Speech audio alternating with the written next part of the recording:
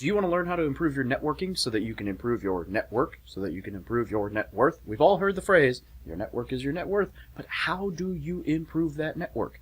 Well, today we're going to talk the opposite way about what you might be doing that's hurting you. So these are some very common mistakes that I see both when people approach me that immediately turn me off, or that I've made and done or observed. Now, if you don't know, I'm Dave, the military millionaire. I did 13 years in the Marine Corps. About 8 years into that, I was like, wow, I'm fucking broke. I don't like this. I want to invest in real estate. And then I did that.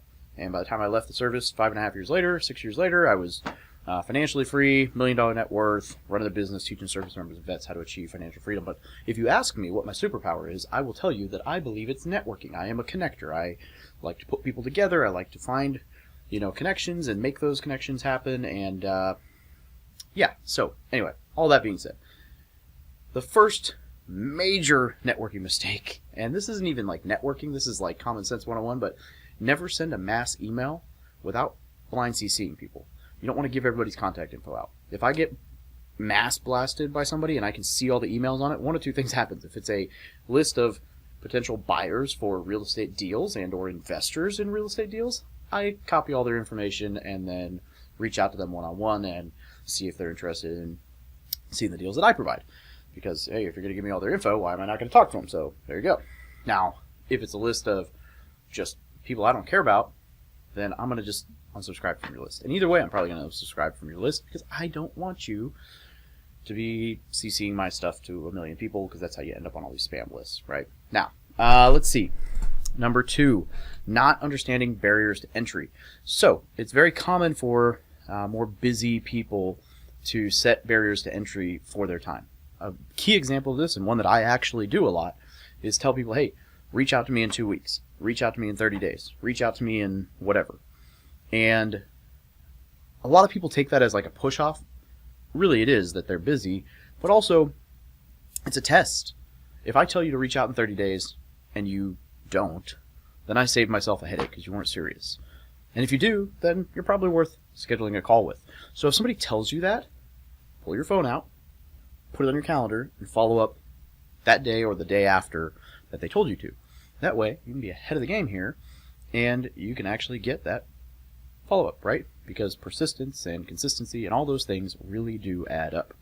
Now, number 3, and this one's huge, not taking advice that's given to you.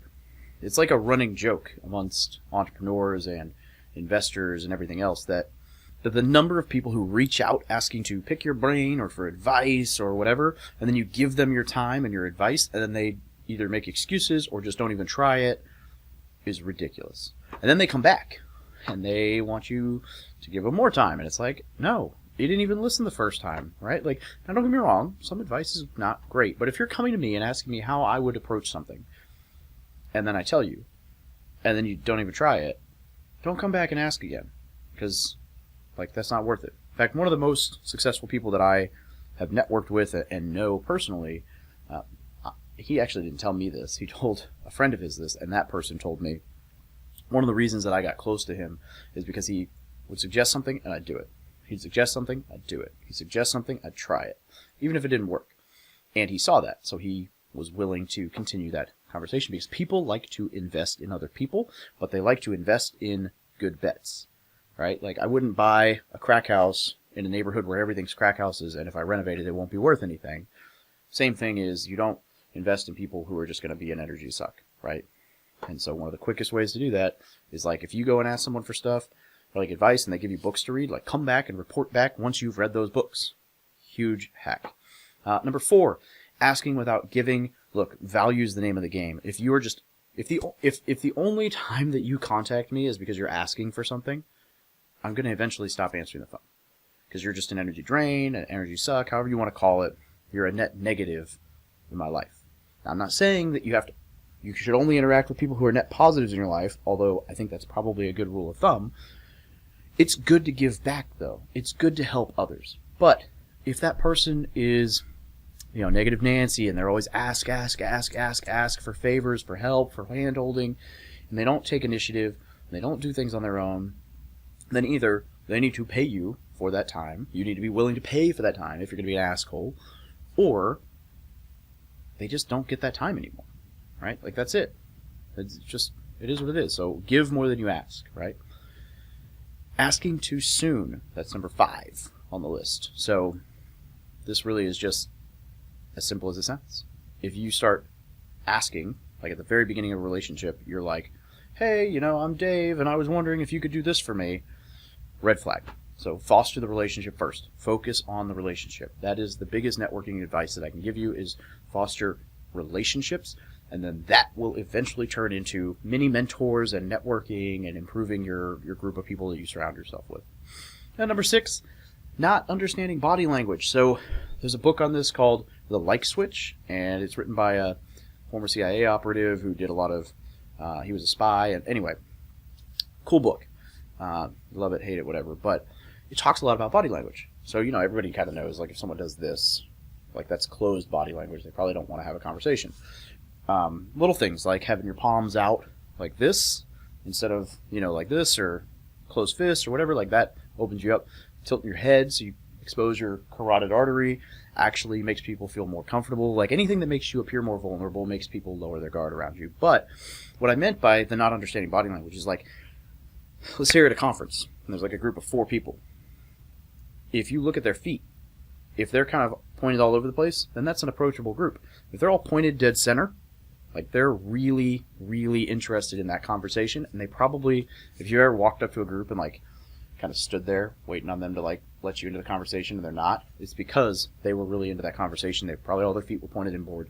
They didn't want to be interrupted, and you missed the signs, right? So that's just not a good move. You see 2 groups, go to the one that looks open, and then afterwards go to the other one, right? If a woman puts their purse on their lap, sign that they're ready to go. Like, that's, if they're leaning in, they're more interested in the conversation. If they're leaning out, they're less. I mean, that depends. It could be just a really casual setting, but, the purse on the lap is like a sign, hey, let's wrap this up, let's move. With guys, it's checking the watch, or, watching where the feet are going. If the feet start pointing outward, same thing. Same thing like in a group of people. If everybody's feet are pointed at one guy, that's probably the alpha in the group. So, anyway, a lot of random things here. The biggest piece of networking is really mastering how to make somebody feel good when you talk to them. Ask questions about them, help them feel good, whatever, and then follow up, make warm connections, warm introductions, ask for warm introductions. So if I'm going to go network with someone big, I want a warm connection to them, not just a cold email, right? Things like that. But these were networking mistakes. Comment down below if you'd like a video on good networking tactics, and have a great day.